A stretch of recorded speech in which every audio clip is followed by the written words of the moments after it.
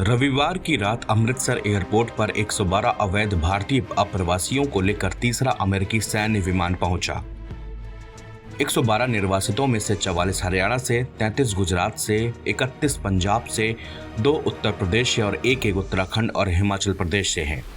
मोगा जिले के धर्मकोट में आने वाले पंडोरी अरियान गांव के 21 वर्षीय जसविंदर सिंह ने अपने परिवार की 1.5 किले जमीन और 2 कमरों का घर गिरवी रखकर अमेरिका की अवैध यात्रा शुरू की। परिवार को 44 लाख रुपए जुटाने के लिए अपनी भैंसों को भी बेचना पड़ा। शनिवार आधी रात अमेरिका द्वारा डिपोर्ट किए गए भारतीय नागरिकों का दूसरा जत्था अमृतसर पहुंचा।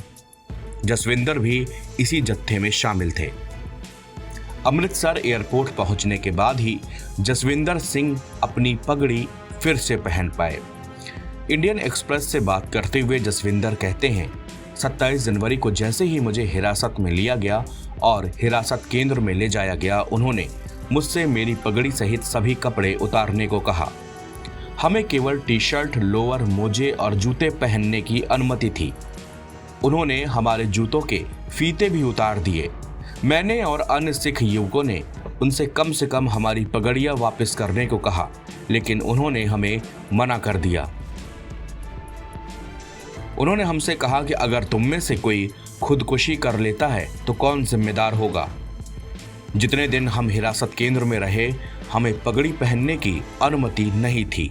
अमृतसर एयरपोर्ट पहुंचने के बाद ही मुझे अपना सामान वापस मिला और मैं अपने सिर पर परना, जो कि सिख पुरुषों द्वारा सिर ढकने के लिए पहना जाने वाला कपड़ा है, उसको अपने सिर पर बांधा।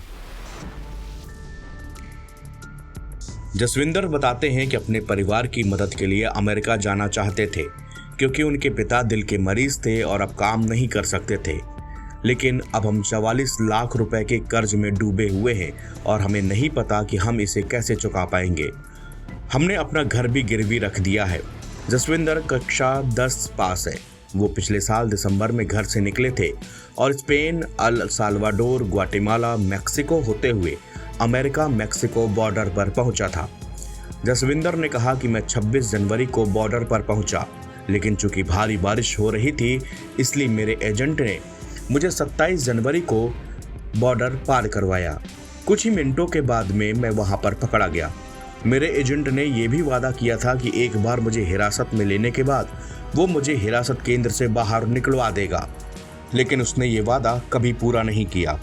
अब मुझे अपना पैसा वापस चाहिए। अमेरिकी सैन्य विमान में मानसिक यातना का आरोप लगाते हुए जसविंदर ने कहा, उड़ान के दौरान हमारे हाथ पैर जंजीरों से बंधे हुए थे।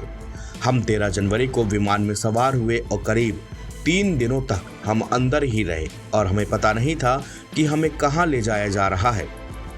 अगर कोई व्यक्ति 1 मिनट के लिए भी खड़े होकर शरीर को स्ट्रेच करने लगता तो विमान में मौजूद अमेरिकी अधिकारी हमें डांटते और बैठने का आदेश देते।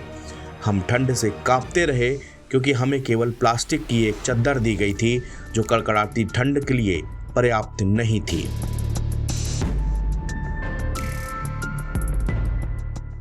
एनबीटी ऑनलाइन की रिपोर्ट।